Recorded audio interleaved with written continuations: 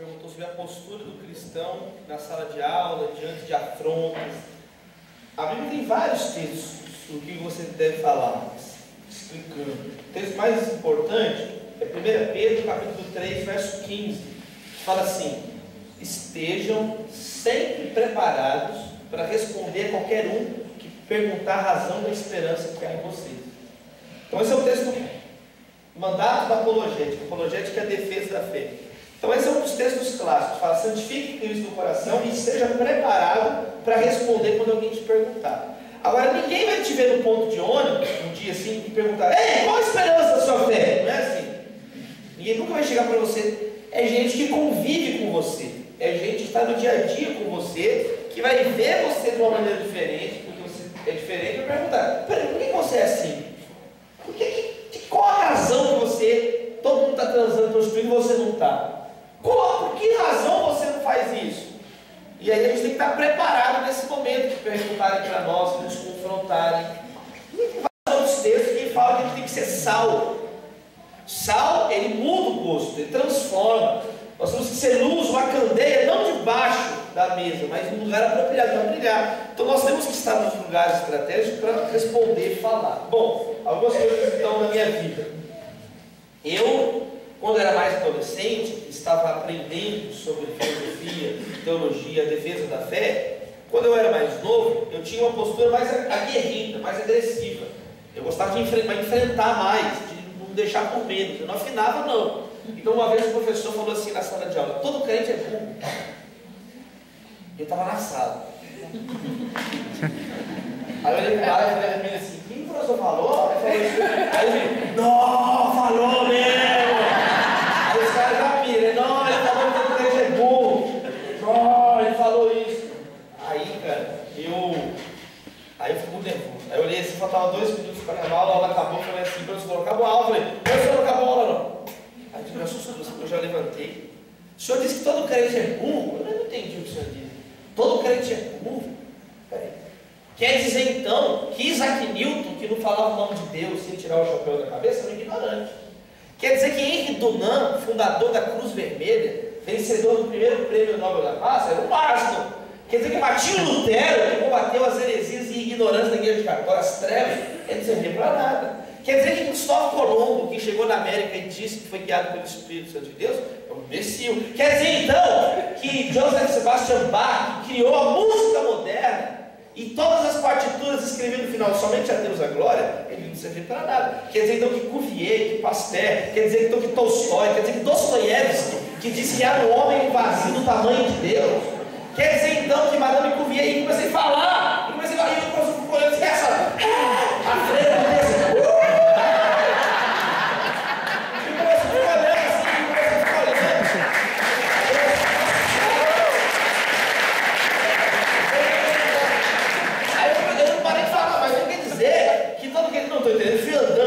Imaginando a voadora no peito. Ele vai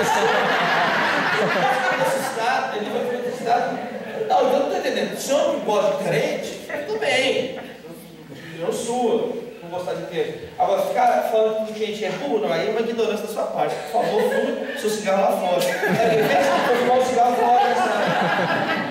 Então, eu tive sempre uma postura combativa, porque eu lia e tal, né? Mas aí a gente vai amadurecer também, vai ficando mais velho, vai amadurecendo, vai vendo como é que as coisas são. E então hoje, como é que eu lido hoje? Hoje eu tenho conhecimento, se precisar conversar, eu converso e eu torço o cérebro do cara. O cara fica gemendo, nocauteado.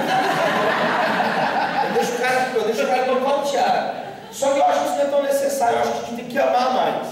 Se for preciso, a gente bate, mas tem que amar. Eu acho que tem que ter uma postura de mais amor, levar mais na brincadeira. Porque chegou um menino um dia na faculdade e falou assim: ah, Davi, eu sou ateu. Eu falei: é, você é ateu? É, sou ateu. Tipo assim, eu li, né? Aí eu sou ateu. Aí eu vi que ele queria puxar assunto. Eu falei: mas você já leu os autores ateus clássicos? Ele: o que é isso? Eu falei: os autores ateus. Eu falei: Feuerbach, Nietzsche, Freud, já leu? Não. Você já leu os autores ateus contemporâneos? O que é isso? Os autores ateus contemporâneos. Você já leu Luc Ferry, Michel Onfray, Daniel Dennett, Richard Dawkins, Sam Harris? Você já leu alguma coisa? Christopher Hitchens? Você já leu? Você já leu André Contos Convide? Não.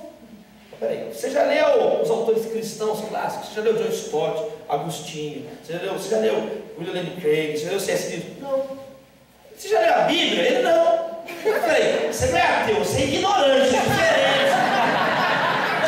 São duas coisas completamente opostas. Aí ele ficou me olhando assim. Agora vou contar a história que vocês vão gostar. A líder do movimento ateísta na UFMG. Eu não estou falando da Teazinha, eu estou falando da Teazona. Essa menina, ela chama Daniela Halley.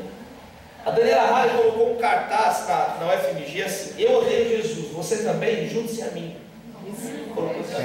Aí tinha na intervalo a reunião da ABU, Aliança Bíblica Universitária, os crentes reunidos.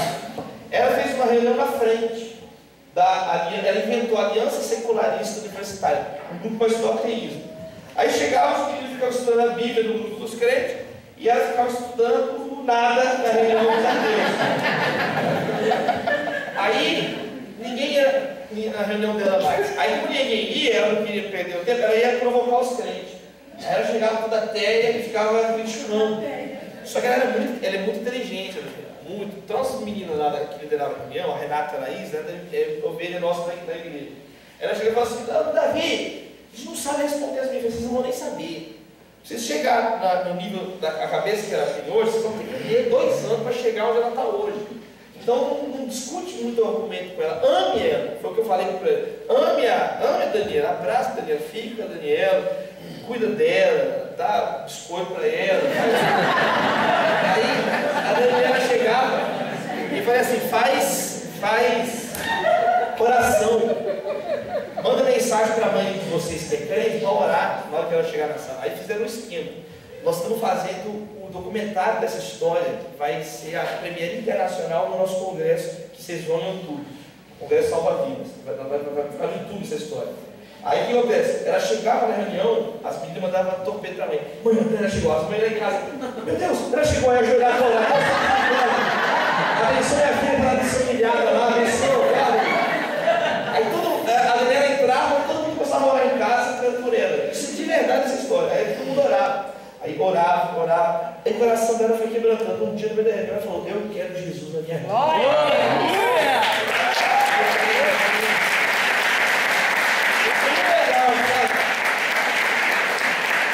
Aí você pergunta para a Daniela: como é que você... Aí ela falou assim: não foi nada que falaram que me convenceu, mas eu vi Jesus na vida das pessoas. Sabe onde a Daniela está agora, nesse exato momento? Agora, enquanto estamos aqui, ela está evangelizando como missionária na Turquia. Amém. É isso, um ano e meio ela converteu, batizou, foi discipulada, ela está agora evangelizando na Turquia. Daniela Halley, vê lá no Facebook dela depois, Daniela Halley. Se você vir na minha página do Face, da Lago, você vai ver, antes dela viajar, ela orando por mim antes de pregar. Eu com a mão assim, era toda ex-ateia orando por mim. Assim.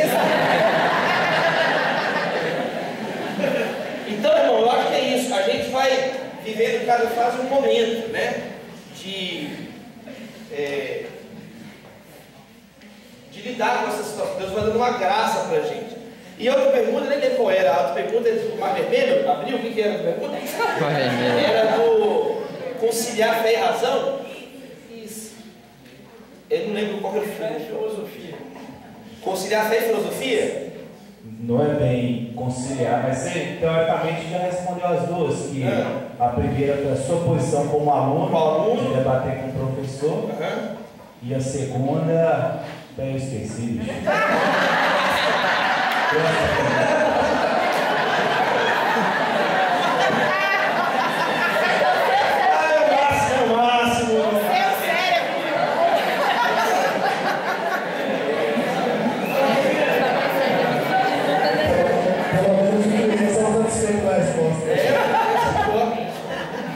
Reginaldo já deu sinal aqui que a última pergunta. Vai rapidinho. A minha pergunta vai casar um pouco com a pergunta da nossa amiga sobre estudo. E eu queria te perguntar um pouco na questão ministerial. Como que você lida com essa questão do trabalho bivocacional? Né? Pelo visto, você tem o trabalho com a igreja você trabalha assistindo jovens, hoje como pastor de jovens da igreja, e tem a sua vida acadêmica e sua vida parece que você dá aula na faculdade, é isso? Parece que você dá aula em algumas matérias na faculdade, parece que você tem uma empresa, você acabou de falar isso. Como que você lida com isso hoje? Eu estou te perguntando porque eu tenho essas coisas também, de ser bivocacionado, de ter um trabalho secular e ainda ter que assumir assim, a função de pastoreio, de liderança de igreja, e às vezes eu tenho um pouco de dificuldade em lidar com essas coisas. Eu queria saber como que é a sua experiência, como que você lida com o seu tempo nisso, para conseguir conciliar todas as coisas. A dificuldade que tem é justamente de existir uma visão que, até a expressão bivocacionada, porque eu tenho o seu chamado para trabalhar e chamado para cuidar, de pastorear. Só que na verdade não é isso, é uma coisa só. Eu acho que é uma questão da visão como você encara as coisas. Na verdade é uma coisa só. Antigamente falava assim: eu sou pastor integral. O que significa? O cara que fica o tempo inteiro na igreja. Ou, eu sou bivocacionado. Eu fico um tempo na igreja e um tempo eu estou, eu estou trabalhando, que droga. E tem uma visão depreciativa do trabalho. Eu penso que hoje a nossa geração tem que inverter essa lógica. Integral hoje é o cara que está conectado, é o cara que está na faculdade, é o cara que está na cultura. Esse é o cara que é integral, que está fazendo o ministério, que está conversando, que está influenciando. E parcial é o cara que fica enfurnado só na igreja. O cara que fica só na igreja hoje, ele não tem condições de dialogar com a juventude. Ele não tem condições, ele não consegue acompanhar o ritmo do que acontece, ele não tem experiência de vida para contar, ele não tem uma ilustração para falar do que Deus fez através da vida dele. Tem que trabalhar. Tem que trabalhar, porque esse é o paradigma bíblico. Jesus trabalhou 30 anos, 3 anos de ministério. Paulo trabalhou quase todo o tempo. E qual de nós vai ser maior que Paulo? Nenhum vai ser maior que Paulo. É impossível ser maior que Paulo. E Paulo, você vê a vida de Paulo, ele trabalhava a maior parte do tempo. Não era só fazendo tenda, não, era dando aula. Paulo ele se virava, ele pegava, ele falava assim, para todas as cartas ele escreve: eu não fui pesado para ninguém. Eu não fui pesado para ninguém. Paulo, eu não consegui muito exemplo de Paulo. Ele tinha ciclos, ele trabalhava em Éfeso, depois lá em Corinto. Ele trabalhava, ele se virava. E foi Paulo o maior pregador, o maior teólogo, o maior plantador de igreja, o maior missionário de todos os tempos da igreja. Nunca ninguém vai superar Paulo. Eu acho que já está aqui de propósito para nenhum de nós ter desculpa. Para nenhum de nós ter desculpa. Então como é que eu faço? Agora é óbvio que eu tenho uma rotina que é possível conciliar com o foco de cuidar dos jovens. Então, por exemplo, eu dou aula. Eu estou um ano, eu sou professor substituto de filosofia do direito da PUC. Só que eu estou um ano sem dar aula porque minha filha nasceu. Entende o que eu digo? Eu dou palestra ocasionalmente e tal, falo na Fafiche, falo não sei onde, substituo um professor que precisa, fala da vem aqui dar aula, cubro lá, meu professor Galupo, que é o coordenador, ele dá aula tal dia, eu vou fazer uma viagem para fora, eu vou lá, mas não peguei turma.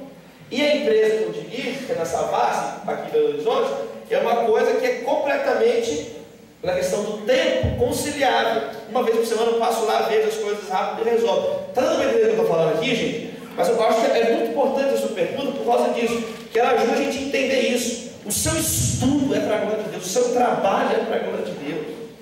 O seu trabalho é para a glória de Deus. Entendeu? Então a nossa mocidade, a gente não pede nada para a igreja.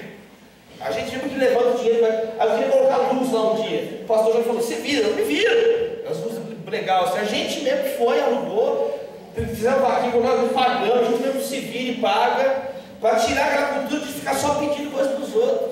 Entendeu? E a gente o quê? Crê que Deus está no controle da nossa vida, amém? Deus está no controle da nossa vida financeira e a gente tem que trabalhar. O problema é que tem muita gente preguiçosa.